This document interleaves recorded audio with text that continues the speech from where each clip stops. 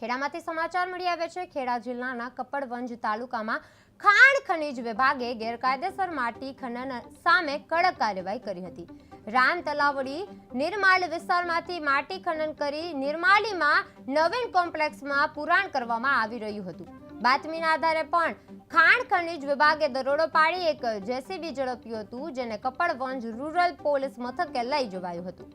સાથે જ 2 ટ્રેક્ટરોને દંડ ફટકારવામાં આવ્યો હતો। આ કાર્યવાહીથી વિસ્તારમાં ભૂમાફિયાઓમાં ફફડાટ ફેલાયો હતો।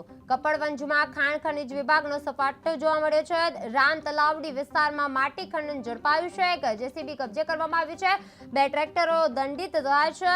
બાતમીના આધારે વિભાગે કાર્યવાહી હાથ ધરી છે। દરોડાથી ભૂમાફિયાઓમાં ફફડાટ ફેલાયો છે। ટ્રેક્ટરો દંડિત બાતમીના આધારે વિભાગે કાર્યવાહી હાથ ધરી છે। દરોડાથી ભૂમાફિયાઓમાં ફફડાટ જોવા મળી રહ્યો છે। વિસ્તારમાં માટી ખનન ઝડપ્યું છે। એક જેસીબી કબજે કરવામાં આવ્યું છે।